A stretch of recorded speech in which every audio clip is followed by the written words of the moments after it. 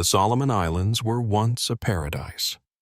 Long before the war came, before the landing ships, the guns, and the screeching dive bombers arrived. These emerald jewels scattered across the southwestern Pacific knew the delicate rhythm of waves crashing against volcanic sand and the songs of birds found nowhere else on Earth. The indigenous people who had lived here for thousands of years had their own worldview and their own legends, whispered around the fire when the forest grew dark. They knew which valleys to avoid. They knew which caves' secrets not to disturb. They knew that some things in the deep forests were older than memory, older even than stone. The American Marines who landed on Guadalcanal in August 1942 knew none of this. Most were young men barely out of adolescence, hailing from places like Iowa, Georgia, and California. They brought with them an absolute faith in the superior power of the American military, an unshakable belief that modern warfare and technological superiority would prevail. Like young men in every war, they believed they understood what they were getting into. They thought the enemy they should fear was just like them, wearing a uniform and carrying a rifle. By the time the campaign ended 6 months later, over 7,000 Americans would be dead or wounded. The Japanese would lose 3 times that number. Henderson Field, the small airstrip that became the focal point of the entire battle, would change hands multiple times. Naval battles would rage in the waters offshore with such ferocity that the channel between the islands became known as Iron Bottom Sound, named for all the ships that now rested on its floor. It was, by any measure, one of the most brutal campaigns of the Pacific War. But there was another story from Guadalcanal, one that didn't make it into the official histories, one that was whispered about in field hospitals and during long watches in the darkness, but never put down in any after-action report. Because how do you report something that shouldn't exist? How do you tell your commanding officer that your men are seeing things in the jungle that stand 9 feet tall and have eyes that glow in the dark? How do you explain that the indigenous people were right all along, that there are some places in this world where humanity is not the apex predator? This is that story. Private James Parker was 19 years old when he stepped off the landing craft onto the black volcanic sand of Guadalcanal on September 7, 1942. Just 3 months earlier, he'd been working behind the counter at his father's hardware store in Columbus, Ohio, measuring out nails and cutting rope for customers who'd known him since he was a boy. The store had been in the family for 2 generations. Everyone assumed James would take it over someday, marry a local girl, raise children who would play in the same parks where he'd played. It was a small life, perhaps, but it was a good life. Then Pearl Harbor happened, and suddenly small lives didn't seem to matter much anymore. James enlisted the day after he turned 19, along with his best friend, Tommy Walsh.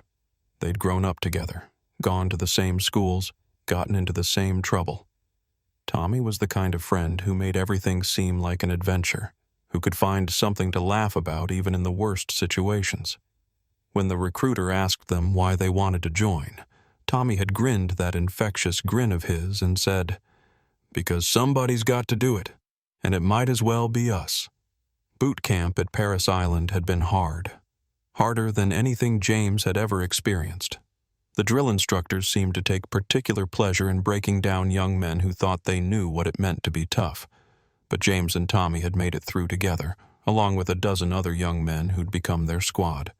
They'd shipped out from San Diego in July, not knowing where they were going, only that it was somewhere in the Pacific, somewhere that mattered. When they learned it was Guadalcanal, most of them had to look it up on a map. A small island in a chain of small islands, barely a speck in the vast blue expanse of the Pacific. It didn't look like much. It didn't look like a place worth dying for. They didn't understand yet. None of them did. The first thing James noticed when he hit the beach was the heat. It wasn't like summer heat back home, the kind that made you want to find some shade and a cold drink. This was something else entirely. oppressive, suffocating heat that pressed down on you like a physical weight. Within minutes, his uniform was soaked through with sweat. Within an hour, he felt like he couldn't breathe. The second thing he noticed was the jungle. It started just beyond the beach, a wall of green so dense you couldn't see more than a few feet into it. Trees with trunks as thick as houses rose up into a canopy that blocked out the sky. Vines hung down like snakes. Strange flowers bloomed in colors James had never seen before. And the sounds. Dear God, the sounds. Insects buzzing in clouds, birds calling out in voices that sounded almost human, things moving through the underbrush that he couldn't identify. The jungle was alive in a way that felt alien, almost hostile. "Keep moving! Get off the beach!" Sergeant Frank Mitchell's voice cut through the chaos of the landing. Mitchell was a career Marine, 32 years old, which made him ancient by their standards. He'd been in since before most of them were born, had seen action in Nicaragua and China. When Mitchell gave an order, you followed it, because Mitchell had forgotten more about staying alive in combat than they'd ever know. James grabbed his pack and his rifle and followed the line of Marines pushing inland. The initial landing had been unopposed. The Japanese had pulled back into the jungle, ceding the beach and the airfield without a fight. Everyone knew they'd be back, though. They wanted Henderson Field badly, and they were going to fight like hell to take it. The Marines established a defensive perimeter around the airfield that first day. Foxholes were dug, machine gun positions established, fields of fire cleared. By nightfall, they had something resembling a fortified position. Not much, but it would have to do. That night, James got his first taste of what the next 6 months would be like. Japanese bombers came over just after midnight, their engines a distant drone that grew steadily louder until it seemed to fill the entire sky. The bombs fell in long sticks, walking across the airfield in eruptions of fire and steel. Men screamed, the earth shook, and James huddled in his foxhole, hands pressed over his ears, praying to a God he wasn't sure he believed in anymore. When dawn came and the bombers left, James emerged to find the landscape transformed. Craters pocked the airfield. 2 planes had been destroyed. 3 men were dead, a dozen more wounded, and they'd been on the island less than 24 hours. "Welcome to Guadalcanal," Tommy said, his grin a little more forced than usual. The first week passed in a blur of exhaustion and fear. The Japanese bombed them every night. During the day, there were patrol actions, skirmishes in the jungle, the constant tension of knowing the enemy was out there somewhere, watching, waiting. Men started to crack under the strain. You could see it in their eyes, the way they jumped at every sound, the way their hands shook when they tried to light a cigarette. James thought the enemy soldiers were the worst thing they'd have to face.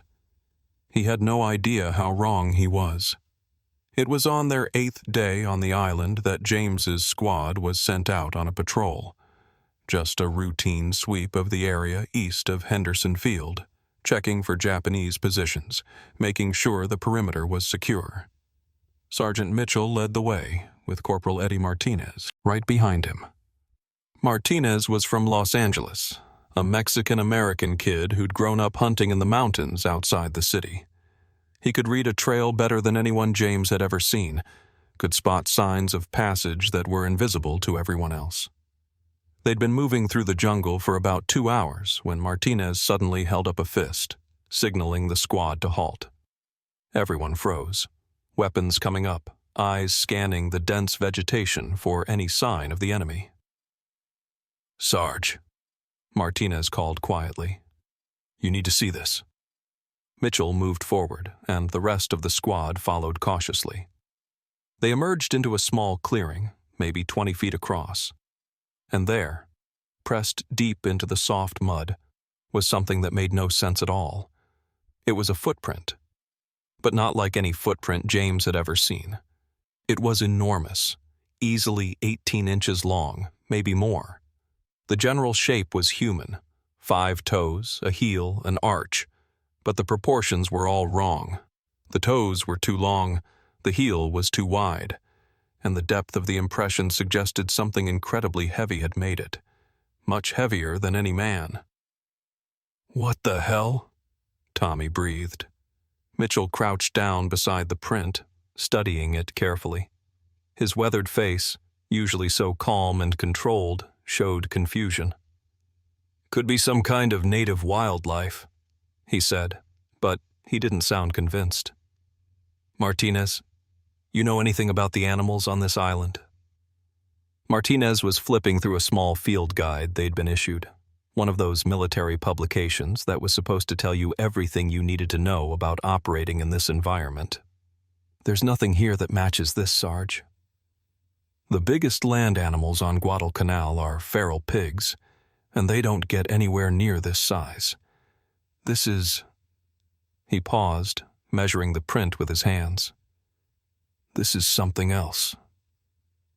James felt a crawling sensation on the back of his neck, the primitive hindbrain awareness that something was wrong, very wrong. He turned slowly, scanning the jungle around them. The trees here were massive, ancient things that rose up into the canopy far overhead. Anything could be hiding up there. Anything could be watching.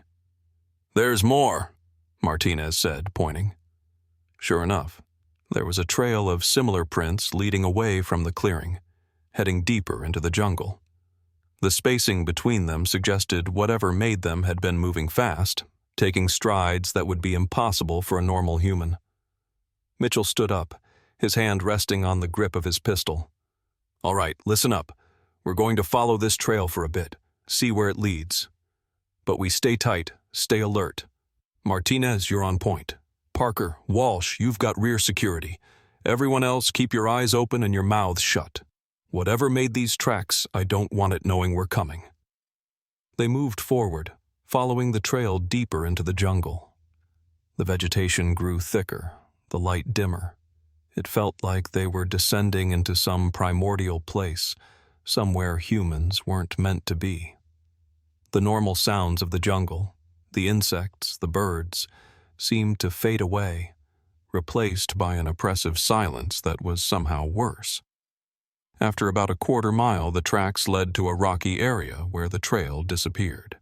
Martinez circled the rock several times, trying to pick it up again, but it was gone. Whatever had made those prints had either gone to ground or knew how to cover its trail. "Damn," Mitchell muttered. He pulled out his map, marking their location. "All right, we're heading back." But nobody says a word about this to anyone outside the squad. Last thing we need is the men getting spooked over some unusual animal tracks. Clear? "Sir."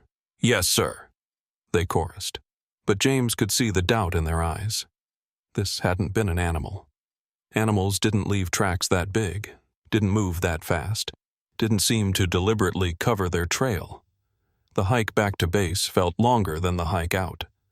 James couldn't shake the feeling that they were being followed, that something was pacing them just out of sight. Every rustling leaf, every snapping branch made him flinch. By the time they made it back to the perimeter, his nerves were shot. That night, James pulled guard duty. The Marines had established guard posts at regular intervals around the perimeter, 2-man positions that rotated every 4 hours. It was supposed to be James and a guy named Davidson, but Davidson had come down with malaria that afternoon. Half the company had it by now, so James found himself standing watch alone. The night on Guadalcanal was different from night back home. The darkness here felt alive, almost tangible.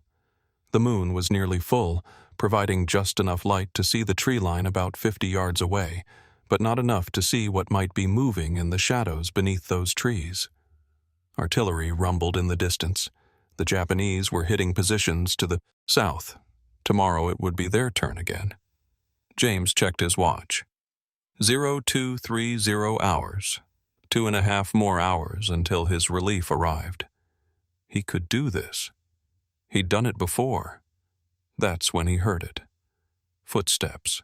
heavy, deliberate footsteps coming from the jungle. His hands tightened on his rifle. "Who's there?" he called out, his voice embarrassingly shaky. "Identify yourself." The footsteps stopped. Silence. Even the insects had gone quiet. "This is your last warning." James tried to sound authoritative, but he was 19 years old and terrified, and he was pretty sure it showed. "Identify yourself or I'll fire." Movement. Something was shifting in the shadows between the trees. Something big. James could see it now, a darker shape against the darkness. It was moving parallel to the perimeter, staying just inside the tree line. As his eyes adjusted, he could make out more details. It was tall, really tall, too tall to be a person, and it was moving on two legs, upright, like a man. The shape stopped and turned toward him.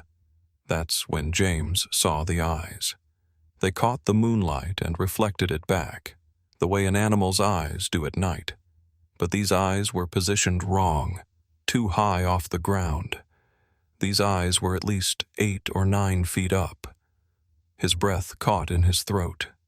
His training told him to challenge again, to fire if there was no response, to raise the alarm.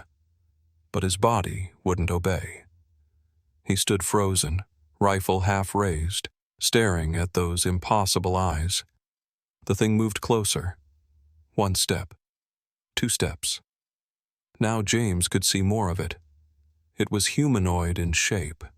2 arms, 2 legs, a head, but the proportions were all wrong. The shoulders were too broad.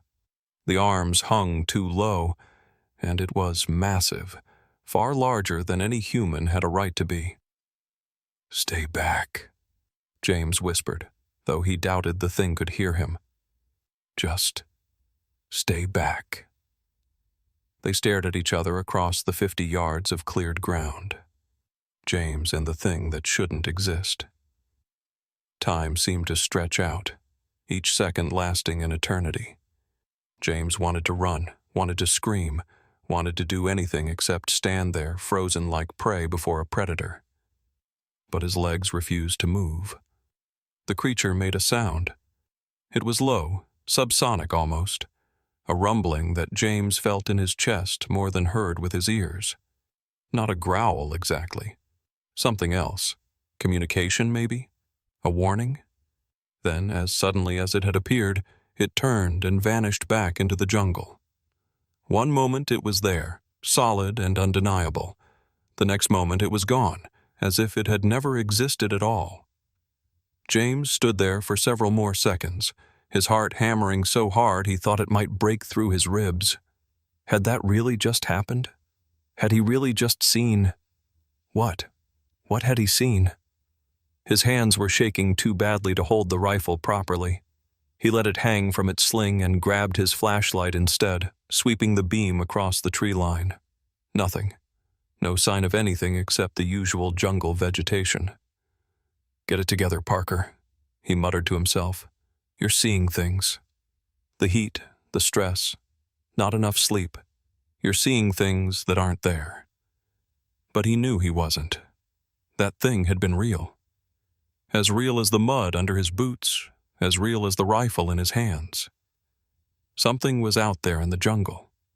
Something that the Marines, with all their modern weapons and tactical training, were completely unprepared for. The rest of his shift passed in agonizing slowness. Every shadow became a potential threat. Every sound made him jump. By the time his relief arrived at 0600, James looked like he'd aged 10 years. "Rough night?" Private Davis asked as he took up position. "You have no idea," James muttered. He made his way back to his tent, where Tommy was already awake, cleaning his rifle. It was a ritual they'd all developed, cleaning their weapons constantly even when they didn't need it. Something to do with their hands, something to keep their minds occupied. "Hey, Jim, how was guard duty?" James sat down heavily on his cot. Should he tell Tommy what he'd seen? Would Tommy even believe him? Hell, James wasn't sure he believed it himself, and he'd been the one standing there staring at those glowing eyes. It was fine, he heard himself say. Quiet. But it hadn't been fine, and it hadn't been quiet. And as James lay back on his cot, trying and failing to sleep, he couldn't shake the image of those eyes watching him from the darkness, or the certainty, deep in his gut, that he was going to see them again. Over the next 3 days, James tried to convince himself that what he'd seen had been a hallucination. Combat fatigue, they called it. Shell shock. Battle stress. The human mind could play tricks when pushed to its limits, could conjure phantoms from shadows and imagination. Every war had stories like this. Men seeing things that weren't there, hearing voices, experiencing vivid hallucinations that seemed completely real in the moment. But then the other reports started coming in. It wasn't all at once. It wasn't organized or official, just whispered conversations after dark, one Marine quietly mentioning to another that he'd seen something strange on patrol, a massive shape moving through the trees, eyes that reflected light from impossible heights, footprints that made no sense. Each man thought he was the only one, thought maybe he was losing his mind, until they started talking to each other and realized they'd all seen similar things. Sergeant Mitchell heard the rumors, of course. Very little happened in the company that Mitchell didn't know about. He tried to shut down the talk, insisted it was just the stress of combat combined with an unfamiliar environment. Your mind fills in what it doesn't understand, he told them during one evening briefing. You see shadows in the jungle, and your brain tries to make sense of them. Creates patterns where there aren't any. It's natural, it's normal, and it doesn't mean anything. But James could see the doubt in Mitchell's eyes. The sergeant had been there when they found that first footprint. He'd seen how big it was, how deep the impression went. He knew as well as any of them that something wasn't right. It was Corporal Martinez who first gave voice to what they were all thinking. They were sitting around after evening chow on the 10th night, a group of 8 or 9 Marines sharing cigarettes and trying not to think about the bombers that would come again once it got dark. The conversation had turned, as it often did, to the strange occurrences around the perimeter. My grandfather used to tell stories, Martinez said suddenly. He'd been quiet most of the evening, which wasn't unusual. Martinez was the kind of guy who listened more than he talked. But when he did speak, people paid attention. He was from a small village in the mountains outside Manila. Before the Americans came, before even the Spanish, his family had been there for generations, living in the forests, hunting, fishing, and he told me that in those forests there were things that weren't quite human. Giants, he called them. Capre in Tagalog. They looked like men, but they were huge, 8, 9, 10 feet tall. Usually they stayed hidden, lived in the deepest parts of the jungle where people didn't go, but sometimes you'd see one, usually just a glimpse. And if you were smart, you left an offering and went the other way. That's just folklore, Eddie, a Marine named Kowalski said, but his voice lacked conviction. Every culture has stories like that. Doesn't mean they're real. Maybe, Martinez agreed, but every culture having the same stories, doesn't that seem strange? Native Americans have their legends about giants. Pacific Islanders have theirs.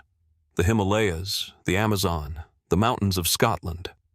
All over the world, people who've never met each other, who don't speak the same languages, all telling stories about the same thing. Makes you wonder if maybe there's some truth to it. You're saying there are actual giants on Guadalcanal? Tommy's tone was skeptical, but James could hear the undercurrent of fear. Tommy had seen the footprint too. He knew what they were dealing with. Martinez was quiet for a moment, staring into the small fire they'd built for boiling coffee. I'm saying that we've been on this island for less than 2 weeks. We don't know everything that lives here. Maybe there are things that have been here for thousands of years. Things that know how to stay hidden from people, And maybe all the war, all the death and blood, has driven them out of wherever they usually stay. The conversation was cut short by the familiar wail of the air raid siren. The Japanese bombers were back.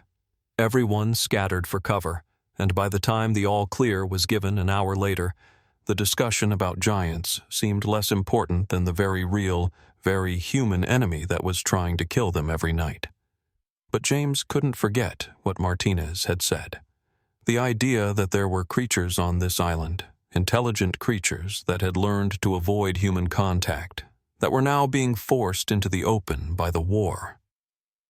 It made a terrible kind of sense.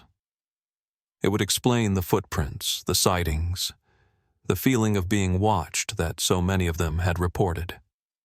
2 nights later, everything changed. James wasn't on guard duty that night. He was sleeping, or trying to sleep, which amounted to the same fitful dozing that passed for rest on Guadalcanal, when he was jolted awake by the sound of gunfire. Not the distant artillery they'd grown accustomed to, but close, right on the perimeter. Rifle fire, lots of it, the sharp crack of M1 Garands firing as fast as their operators could pull the trigger. He grabbed his rifle and stumbled out of his tent. Chaos. Marines were running in every direction, some toward the shooting, others trying to establish defensive positions, everyone shouting questions that no one had answers for. "What's happening?" James yelled at a passing Marine. "Something breached the eastern perimeter." Something big. James's blood ran cold. The eastern perimeter. Where he'd been stationed that night, he saw the creature. Where he'd looked into those glowing green eyes and felt, for the first time in his life, like prey. He ran toward the commotion, Tommy falling in beside him. They found Sergeant Mitchell already there, trying to establish some kind of order among the panicked Marines. 3 men were firing into the jungle, their muzzle flashes lighting up the darkness. Another Marine was on the ground, and even from a distance James could see blood. A lot of blood. "Cease fire! Cease fire!" Mitchell roared. Eventually the shooting stopped, leaving only the ringing in everyone's ears and the smell of cordite hanging heavy in the humid air. "Report!" Mitchell demanded. "What did you see?" The guard on duty, a young Marine named Henderson, was white as a sheet, his hands shaking so badly he could barely hold his rifle. "It came out of the jungle, sir. Just walked right up to the perimeter. I challenged it, like we're supposed to, but it didn't stop. It just kept coming. So I opened fire, and then these guys showed up and started shooting too." "Did you hit it?" I don't know, sir. I was shooting right at it, center mass, but it just turned and ran back into the jungle, moved faster than anything that big should be able to move." "How big, Henderson?" The young Marine swallowed hard. "At least 9 feet tall, sir. Maybe more. I've never seen anything like it." A murmur ran through the assembled Marines. 9 feet tall. That confirmed what some of them had suspected, but nobody had wanted to say out loud. This wasn't imagination. This wasn't combat fatigue or hallucination. This was real. "What about him?" Mitchell jerked his head toward the wounded Marine on the ground. Dr. Robert Chen, the company medical officer, was already working on him, his hands moving with practiced efficiency. "He was standing next to me," Henderson said, his voice breaking. "When that thing charged, it just grabbed him, picked him up like he weighed nothing and started dragging him toward the jungle. That's when we opened fire. It dropped him and ran, but Jesus Christ, sir, did you see the size of those hands?" James pushed through the crowd to get a better look at the wounded man. It was Morrison, a quiet guy from Nebraska who kept to himself most of the time. In the light of the flashlights, James could see the damage. Deep gashes across Morrison's back and shoulders, 4 parallel cuts on each side. Claw marks, from something with enormous hands and incredible strength. Dr. Chen was working frantically, trying to stop the bleeding. "I need to get him to the aid station." "Now," 4 Marines carefully lifted Morrison and began carrying him away, his screams of pain cutting through the night. Mitchell turned to the remaining guards. "Did anyone get a clear look at what attacked him?" "It was dark, sir," one of them replied. He was calmer than Henderson, but his hands were shaking as he lit a cigarette. "But I saw enough." Looked like a man, but way too big. Covered in dark hair, I think. Maybe fur. Moved on 2 legs, upright, like a person would. But fast. God, it was fast. I've never seen anything move like that. "Did you hit it when you fired?" "I think so, sir." I saw it stumble a bit, like something hit it, but it barely slowed down. Just dropped Morrison and disappeared back into the trees. James felt his stomach drop. They'd shot it. Multiple men had fired at it at close range, and it had barely reacted. What kind of creature could take multiple rifle rounds and keep moving?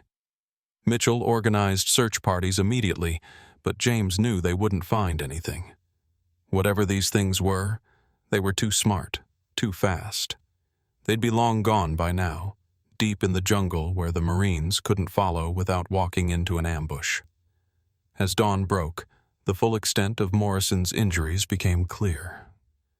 Dr. Chen had managed to stabilize him, but the wounds were severe, deep lacerations that had nearly reached bone. If they'd been a few inches deeper, they would have severed his spine. He'd need to be evacuated to the hospital ship offshore, and even then, infection was a major risk in this climate. "He's lucky," Chen told Mitchell as they stood outside the aid station. "Whatever attacked him was strong enough to kill him easily. Those claws went through his uniform like it was paper. But it let go when you started shooting. It could have kept going, could have dragged him off into the jungle, but it didn't." "So they can be scared off," Mitchell mused. "They don't like gunfire." "Or maybe," Chen said quietly, "it just wasn't hungry enough to risk getting shot." That thought hung in the air between them, dark and ominous. The attack on Morrison changed everything. Up until that point, the sightings and footprints had been scary, sure, but abstract. Now someone had been hurt. Now there was blood and screaming and a young man who would carry scars for the rest of his life, if he lived that long. The entire camp was on edge for the rest of the day. Men sat in groups, weapons close at hand, constantly watching the jungle. Work details that normally went out to gather supplies or run patrols refused to leave the perimeter. Even the threat of disciplinary action couldn't motivate them. Everyone was waiting for the other shoe to drop, for the creatures to come back, maybe in greater numbers. Lieutenant Colonel Harrison, the camp commander, called a meeting of all senior NCOS that afternoon. James wasn't privy to what was discussed, but afterwards, Sergeant Mitchell gathered their squad together in the shade of a supply tent. "All right, listen up," Mitchell began. "The old man has made a decision. We're consolidating our perimeter, pulling in the outer guard posts. Everything gets doubled up now. No more single positions. We're also setting up floodlights on all approaches. We've got generators coming in on the next supply run, and we're putting out word to the native villages, seeing if they know anything about these things." "You think the locals know about them, Sarge?" Kowalski asked. "Every island in the Pacific has legends," Mitchell replied. "Giants, demons, spirits, take your pick. We always dismissed it as primitive superstition, ignorant people trying to explain things they didn't understand. Maybe we were wrong. Maybe they understood something we don't." That afternoon, a patrol brought in an elderly islander from one of the nearby villages. He was maybe 60 years old, his dark skin weathered by decades of sun and salt air.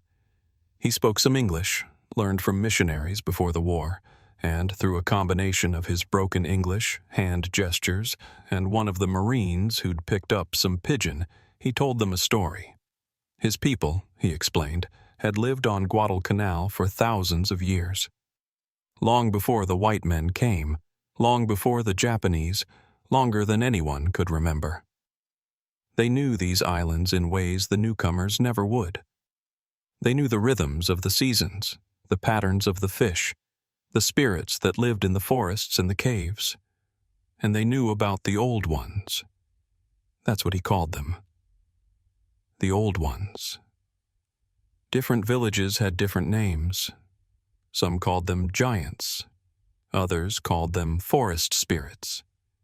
Still others had names in languages that predated English or even the current islander dialects, but they were all talking about the same thing.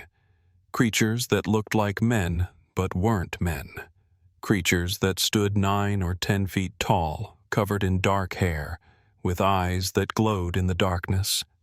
Creatures that had been here long before humans arrived, that had learned to stay hidden, to avoid contact, to live in the deep places where people didn't go. Usually they stay away, the old man explained in halting English. They have their places, we have ours. But when there is war, when there is much death, much blood. He made a gesture toward the jungle, toward the battlefield that stretched for miles in every direction. They come closer. They are hungry. Hungry for what? Mitchell asked, though James suspected he already knew the answer. The old man's expression was grave. They eat the dead. After battle, they come. Take bodies into jungle. Eat. A horrified silence fell over the group. James thought about all the bodies scattered across the island. Japanese soldiers killed in the fighting, American Marines who'd fallen and couldn't be immediately recovered. The jungle was full of corpses, and according to this old man, the creatures were feeding on them. Are they dangerous to living people? Mitchell pressed. The old man hesitated, choosing his words carefully. Usually, no. They take dead, leave living alone. But... He paused, his aged eyes moving from face to face. If very hungry, if no dead bodies, they take living too. My grandfather, he saw it happen. During tribal war, long ago. The old ones came down from mountains, took warriors who were wounded, took them alive. How do we stop them? Mitchell's voice was hard, controlled. How do we kill them? Another hesitation, longer this time. The old man looked uncomfortable, as if Mitchell had asked him to explain something that didn't have an easy answer. My grandfather say, you don't kill old ones. Too strong, too smart.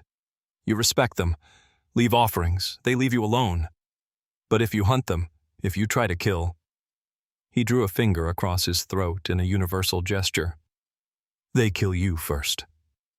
They remember. They plan revenge. Well, that's just fantastic, Tommy muttered beside James. The old man left shortly after, escorted back to his village by the same patrol that had brought him.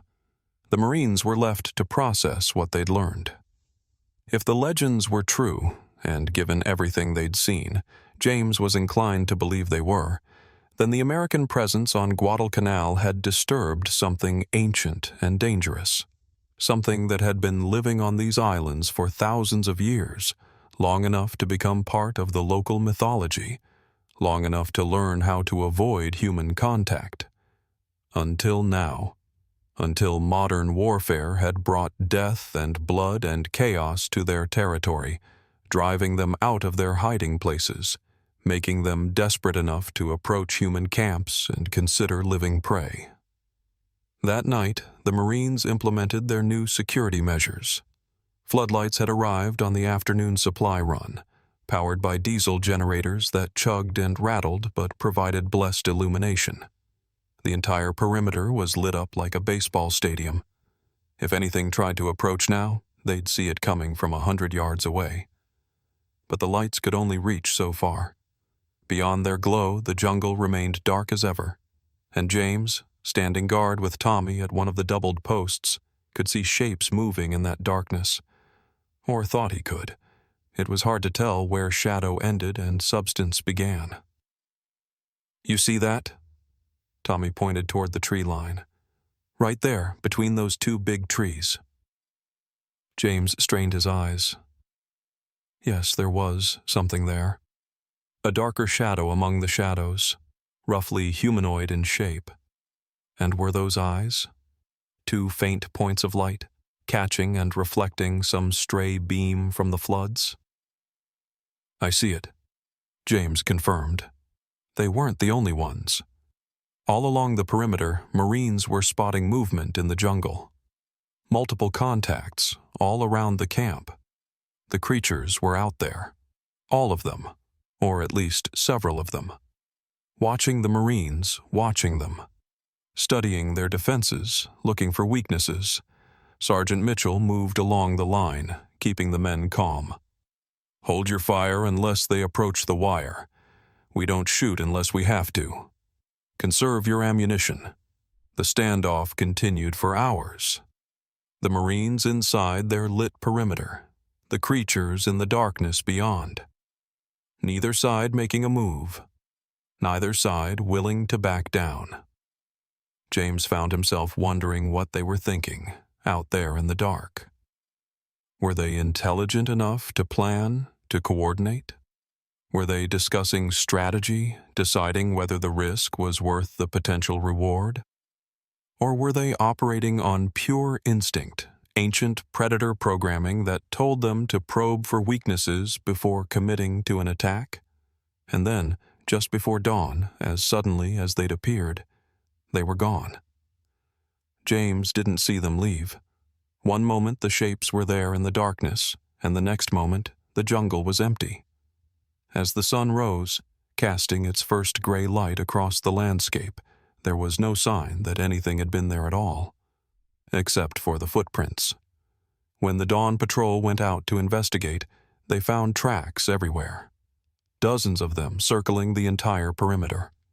The creatures had been testing the defenses, moving from position to position, studying the Marines' response, looking for gaps in the coverage, areas where the lights didn't reach, places where they might break through.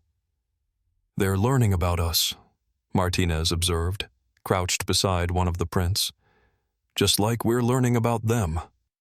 "Yeah," Mitchell agreed, his face grim. "Question is, who's going to learn faster?" James had a sinking feeling he already knew the answer.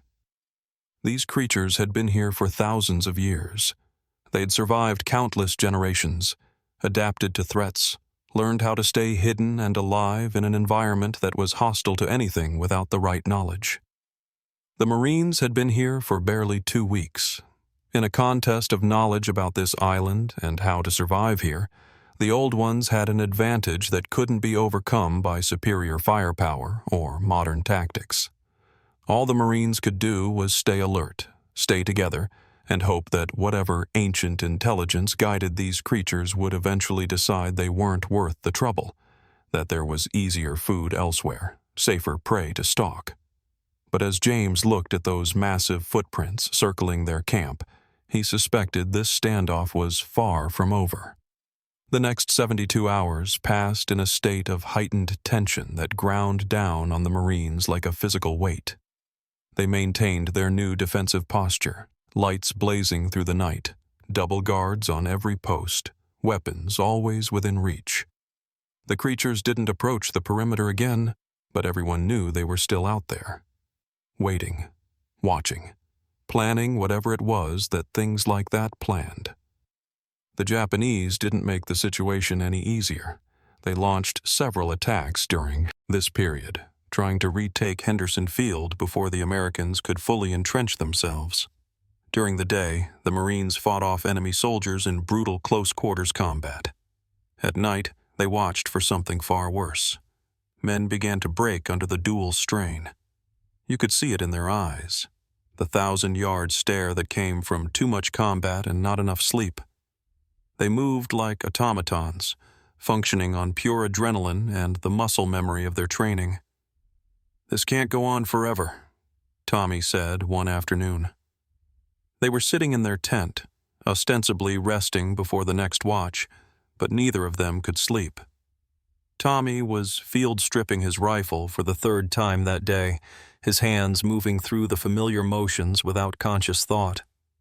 Either the Japs are going to overrun us, or those things out there are going to pick us off one by one, or we're all just going to collapse from exhaustion." "Command knows the situation," James replied, though he didn't sound convinced even to himself. "They're working on a solution." "Yeah? What solution could there possibly be? We can't exactly call in an airstrike on a bunch of creatures that might be legends." Tommy paused in his cleaning, looking at James with an expression that was half despair, half dark humor. Although knowing the brass, they'd probably try. Drop a few 1,000 pounds of ordnance on the jungle and hope for the best. "They're not legends, Tommy. We've seen them." I know. Tommy set down his rifle with a sigh. "That's the problem, isn't it? If they were just stories, we could ignore them, convince ourselves it was all in our heads.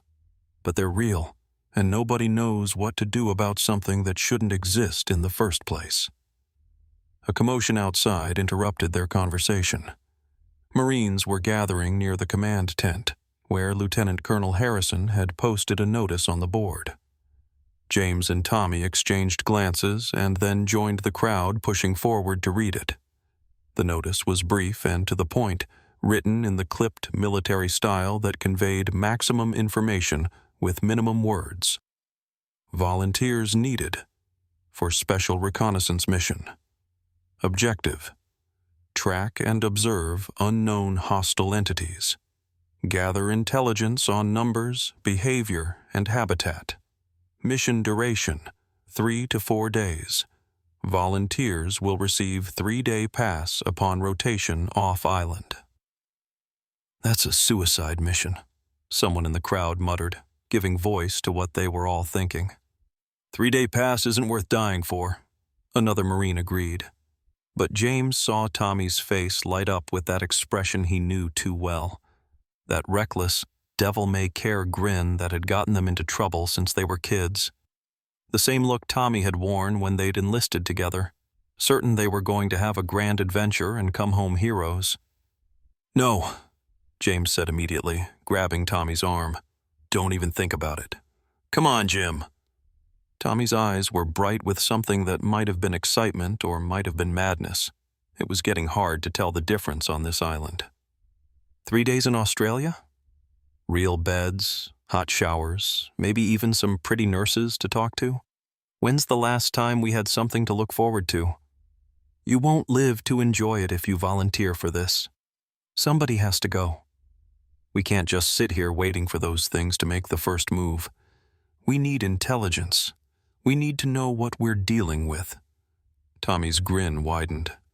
Besides, we've seen them before. We know what we're looking at. That makes us more qualified than anyone else here. That's exactly why we shouldn't go. Tommy, these things are dangerous. Morrison almost died. They're smart, they're strong, and they know this jungle better than we ever will. Which is why they need people who aren't going to panic at the first sign of trouble. People who've already looked those glowing eyes in the face and didn't run. Tommy paused, his expression growing more serious. Jim, I'm going to volunteer. You don't have to come if you don't want to. I won't think less of you. Hell, I'd probably think more of you for having the good sense to say no. James wanted to say no. Every instinct in his body was screaming at him to walk away, to let Tommy go alone if he was that determined to get himself killed, to survive this war by keeping his head down and following orders. It was the smart thing to do, the sensible thing. But Tommy was his best friend. They'd grown up together, enlisted together, survived boot camp and the voyage across the Pacific together. They'd landed on this hellhole island together. James couldn't let him walk into danger alone, no matter how much his rational mind told him it was the right call. You're an idiot, James said finally, and I'm an even bigger idiot for this. Let's go volunteer. Tommy's grin came back, full force. That's what I like to hear. Sergeant Mitchell tried to talk them out of it. They found him outside the command tent, smoking a cigarette and looking like he'd aged a decade in the past 2 weeks. Parker Walsh, you don't have to do this. We'll find other volunteers. We always do. With respect, sir, we've both seen these creatures up close, James said. surprised at how steady his voice sounded. "We know what to look for. We know how they move. If you're going to send anyone on this mission, it should be people who already understand what they're up against." Mitchell studied them for a long moment, his weathered face unreadable. Then he nodded slowly. "All right. Report to the command tent at 0600 tomorrow. And Parker? Walsh?" He took a long drag on his cigarette. "Come back alive." "That's an order." "Sir?" "Yes, sir." The mission team was assembled by evening. 6 Marines total: James, Tommy, Corporal Martinez, Sergeant Mitchell, who insisted on leading the team himself, and 2 other volunteers named Chen and Doherty. Chen was a radio man from San Francisco, quiet and competent. Doherty was a farm kid from Iowa who'd grown up hunting and knew how to move quietly through rough terrain. All of them veterans of the Guadalcanal campaign, all of them experienced enough to understand the risks, foolish enough to volunteer anyway. They spent the evening in preparation, checking equipment, studying maps of the island's interior, going over the plan again and again until everyone could recite it in their sleep. The mission was straightforward on paper. Follow the tracks northeast into the interior, locate the creature's main habitat, observe and document their behavior, and return with intelligence that could be used to develop a long-term strategy for coexistence or elimination. On paper, it sounded reasonable, almost routine. But James knew better. The jungle belonged to those creatures. Out there, the Marines would be operating in hostile territory without the advantages of fortifications or numbers. If something went wrong, if they were discovered, there would be no cavalry coming to save them. "You know," Tommy said that night as they lay in their cots, "when I was a kid, I used to read these adventure stories. Knights and dragons, explorers and lost civilizations, that kind of thing. Used to imagine myself going on quests, fighting monsters, coming home a hero." "And now?" James asked. "Now I realize the heroes in those stories never mentioned how scared they were, how much their hands shook before they went to fight the dragon, how they lay awake at night wondering if they'd made a terrible mistake." Tommy was quiet for a moment. "Jim, if something happens to me out there, nothing's going to happen. But if it does..." Tommy's voice was firm now, with an undertone James had never heard before.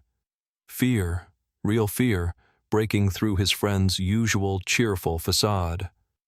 "Tell my folks I was thinking about them. Tell them I was brave, even if I wasn't. Tell them I was brave." "You are brave, you idiot. One of the bravest guys I know. Anyone else would have had the good sense not to volunteer for this mission." Tommy laughed quietly. "Yeah, I guess that's true. Good sense was never my strong suit." They didn't speak again after that. Eventually, exhaustion overtook fear, and James drifted into an uneasy sleep filled with dreams of green eyes watching from the darkness. Dawn came far too soon. The 6 Marines assembled at the eastern perimeter as the sun was just beginning to paint the sky in shades of gray and pink. Each man carried a rifle, a pistol, 3 days of rations, water, a flashlight, and ammunition. They traveled light as Mitchell had ordered. Speed and stealth would keep them alive, not firepower. "Remember," Mitchell addressed the team one final time, his voice low and serious. "We stick together. Nobody wanders off, not even to take a piss. Nobody plays hero. These things have the home field advantage. They know this jungle in ways we never will. Our job is to observe and report, nothing more. You see something, you note it down.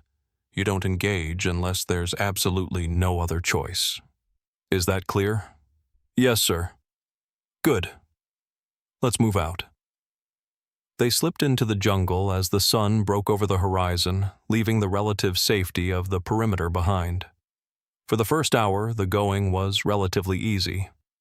Martinez led the way, following game trails and reading signs that were invisible to James's untrained eyes. The creatures had definitely passed this way, and recently. Broken branches at heights no human could reach.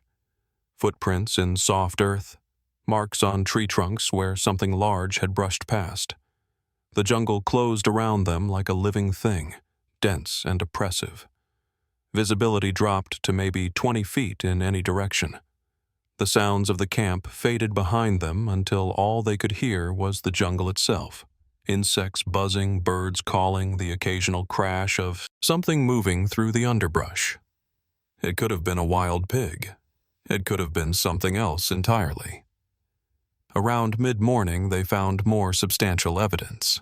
A clearing, maybe 30 feet across, where the ground was trampled flat by repeated passage of something heavy. In the center was a fire pit, long cold but definitely constructed. Stones arranged in a circle, charcoal and ash in the middle. Above it, suspended between two trees, were the remains of a crude rack that might have been used for smoking meat. "They use fire," Chen observed quietly. That's significant. Means they're not just animals." Martinez agreed, crouching beside the fire pit and sifting through the ashes with a stick. "Animals don't build fires. They don't cook their food. This shows planning, tool use, and understanding of cause and effect. Which makes them even more dangerous," Mitchell said grimly. "If they can think, they can plan. If they can plan, they can set ambushes." They moved on, following the trail deeper into the interior. The terrain grew rougher, rockier. The trees here were ancient, their trunks massive enough that 3 men linking hands couldn't encircle them. The canopy overhead was so dense that very little light reached the ground. It was perpetual twilight here, even at noon. A place that felt fundamentally wrong, as if human beings were never meant to walk these paths. More evidence appeared as they pushed forward. Crude shelters built in the trees, platforms woven from branches that could support enormous weight. A stream where the muddy banks were covered in footprints, evidence that multiple creatures came here to drink. And bones. Scattered piles of bones that James tried not to examine too closely, though he caught glimpses of uniforms, both Japanese and American, rotting in the undergrowth. The old man from the village had been right. These creatures were eating the dead from the battlefield, scavenging corpses like enormous, intelligent vultures. The thought made James's stomach turn, but he supposed it made a kind of sense. Why hunt when there was easy food scattered all across the island? Why risk injury when the war was providing more bodies than they could possibly consume? By late afternoon, they reached the valley Martinez had identified from the maps. A deep depression in the terrain, heavily forested, with rocky outcroppings and what looked like cave systems running through the hillsides. If the creatures had a permanent base, a place they considered home, it would be here. "The caves should be just ahead," Martinez whispered. They moved with extreme caution now, every sense alert. If the creatures were anywhere, they'd be here. This was their territory, their sanctuary. The Marines were invaders in a place that had never known human footsteps. The first cave entrance appeared through the trees like a mouth opening to swallow them. It was enormous, at least 15 feet high and 20 feet wide, perfect size for something 9 or 10 feet tall to walk through comfortably. The opening was dark, impenetrably black, giving no hint of what might lie within. Mitchell made a hand signal, "Hold position." They crouched behind fallen logs and dense vegetation, watching the cave entrance for any sign of movement. Minutes passed. 5. 10. Nothing. "I'm going to get closer," Martinez whispered. "Get a look inside." "Negative," Mitchell replied, his voice barely audible. "Too dangerous." "Sir, we need intel. That's why we're here. We won't get another chance like this." Before Mitchell could object further, Tommy was moving. "I'll go with him," he whispered, and then he was gone, low crawling toward the cave entrance with Martinez. James wanted to call out, to stop them, but making noise would be even more dangerous than what they were doing. He could only watch as his best friend crept toward that dark opening, rifle raised, ready for anything. Martinez reached the entrance first, peering inside with his flashlight. He motioned for Tommy to join him. Together they stood at the threshold, their flashlight beams cutting through the darkness within. That's when James saw movement at the top of the hillside above the cave. A shape, large and dark, was descending the rocky face with impossible speed and agility, moving on all fours like an ape, but far larger than any ape had a right to be.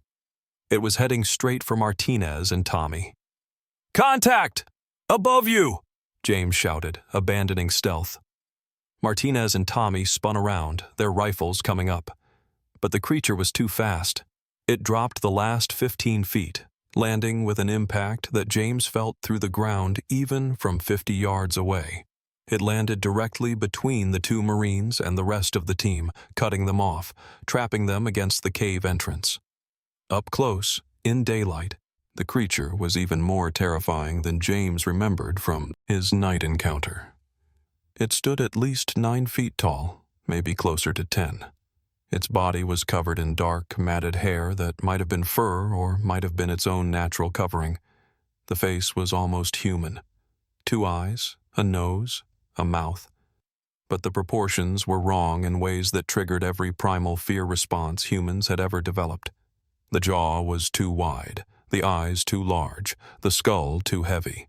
It looked like someone had taken a human being and scaled it up, then changed just enough details to make it fundamentally other.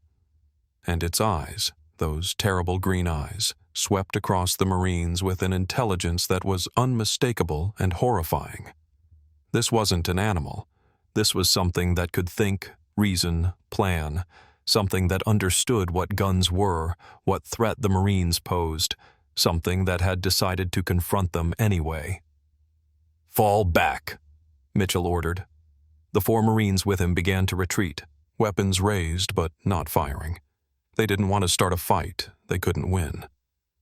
But Tommy and Martinez were trapped on the other side of the creature.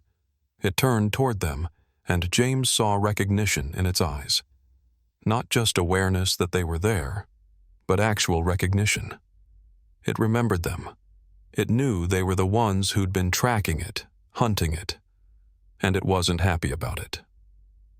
The creature took a step toward Tommy and Martinez.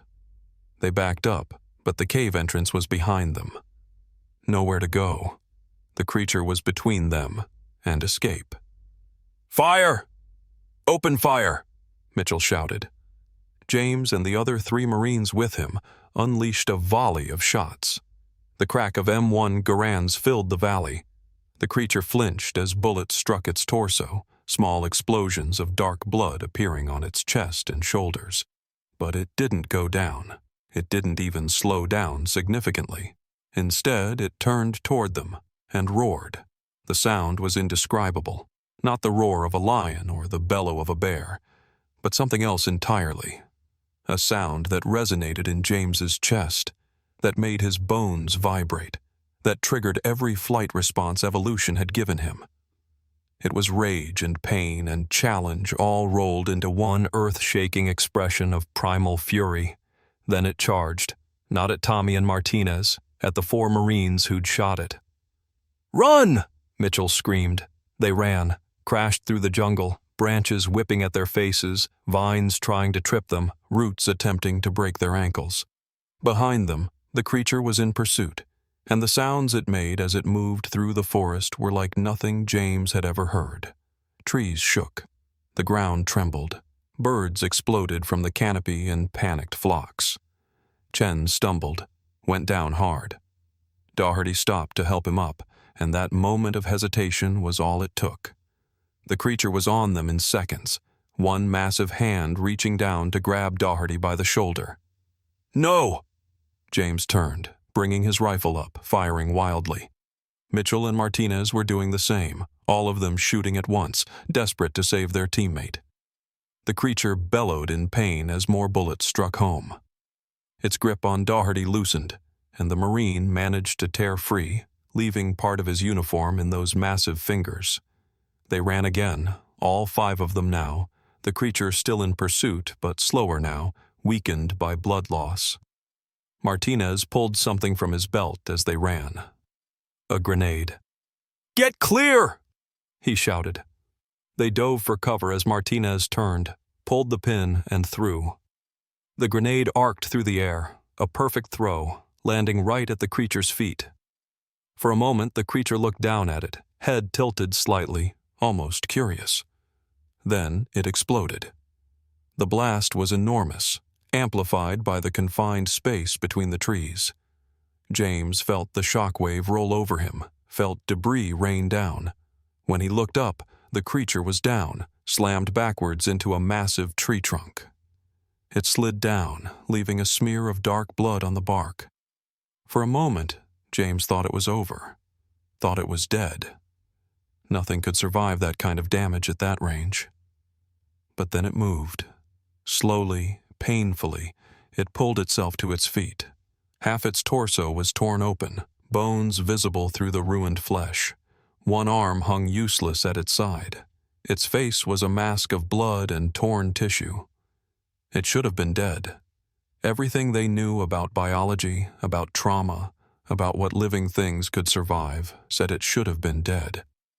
But it was still moving, still on its feet, still staring at them with those green eyes, now filled with a hatred so pure and intense it was almost physical.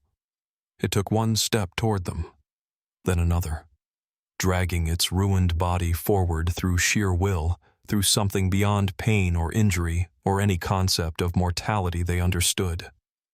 Retreat! Retreat now! Mitchell was pulling at James's arm, dragging him backwards. They ran again, and this time the creature didn't follow. They ran for what felt like hours, but was probably only minutes, putting as much distance as possible between themselves and that valley of caves. When they finally stopped, gasping for breath, James looked back.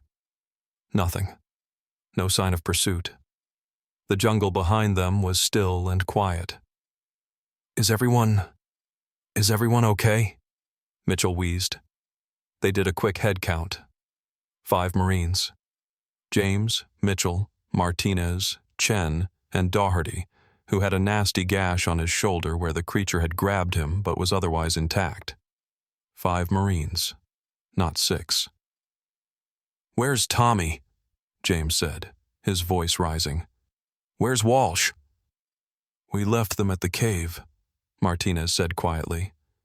"Him and me, we were on the other side when that thing attacked. When you guys started shooting and it charged, I ran with you. But Tommy," he trailed off. "Tommy was still at the cave," James finished, his voice hollow. "We left him there." "Parker, we didn't have a choice," Mitchell said firmly. "If we'd stayed, we'd all be dead." Walsh knew the risks. We all did. "Sir, we have to go back. We have to." "We're not going back." Mitchell's voice was hard now, the tone of command that brooked no argument. "That thing is wounded, probably dying, but it's still dangerous. And there may be more like it. We go back there now, we're walking into an ambush. We have the intelligence we came for. We know what these creatures are, where they live, how dangerous they are. We need to get that information back to command." "Sir, I can't just leave him." James could hear his own voice breaking, desperation and grief mixing in equal measure. "You can, and you will. That's an order, Marine." Mitchell grabbed James's shoulders, forcing eye contact. Walsh made his choice when he volunteered for this mission. He knew it might end like this. If we throw away our lives going back there, we're spitting on his sacrifice. We owe it to him to survive, to get this intel back, to make sure his death means something.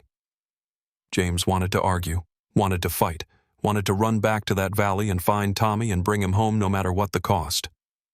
But he knew Mitchell was right. Going back was suicide. and if they all died here, nobody would ever know the truth about what was in that jungle. The return journey took hours. They moved as quickly as they dared, expecting an ambush at any moment, but the jungle remained quiet. Too quiet. As if even the animals could sense that something terrible had happened, that blood had been spilled in a way that changed the fundamental balance of this place. When they finally stumbled back into camp as the sun was setting, they were immediately surrounded by Marines asking questions, demanding to know what had happened, where the rest of the team was. Mitchell pushed through the crowd, heading straight for the command tent to debrief with Lieutenant Colonel Harrison. James barely registered any of it. He was in shock, his mind replaying those final moments over and over. Tommy's face as the creature had appeared between them, the sound of the grenade exploding, the realization that when they ran, Tommy hadn't been with them. Dr. Chen checked him over, declared him physically unharmed, and recommended rest. But James couldn't rest. He sat outside his tent as night fell, staring at Tommy's empty cot, hoping against hope that he'd see his friend walk out of that jungle, grinning that stupid grin, ready to collect on his 3-day pass to Australia. But Tommy never came. 2 days later, a larger patrol went back to the valley. Heavily armed, with orders to retrieve any remains they could find and to eliminate any creatures they encountered. They found the cave system, found evidence that multiple creatures had been living there. They found the spot where the grenade had exploded, found blood, both human and something else, splattered across the rocks and trees. But they found no bodies, no sign of Tommy, no sign of the creature they'd wounded. The old ones had taken everything with them when they'd retreated deeper into the interior, leaving no trace behind except empty caves and the lingering sense that this place belonged to them, not to the humans who'd so briefly invaded it. Sergeant Mitchell wrote the letters that all squad leaders dreaded writing. To Tommy's parents in Chicago, trying to explain how their son had died bravely in the line of duty. The official report listed him as missing in action, presumed dead. There was no mention of creatures or giants or glowing eyes, just killed during a reconnaissance mission. James tried to write a letter too, to Tommy's family, but he couldn't find the words. How do you explain that your best friend was killed by something that shouldn't exist?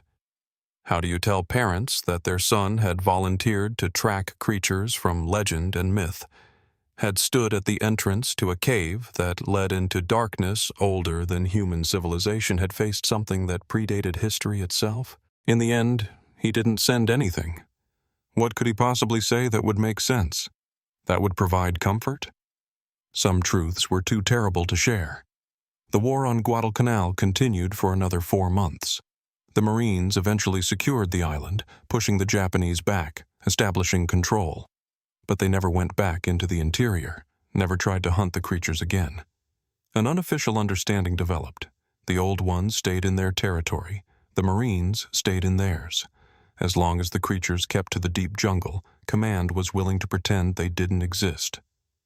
James finished his rotation 3 weeks after Tommy disappeared. As the transport ship pulled away from Guadalcanal, he stood on deck with the other Marines who'd survived, watching the green coastline recede into the distance. Somewhere in that jungle, the old ones still lived, still watched, still waited.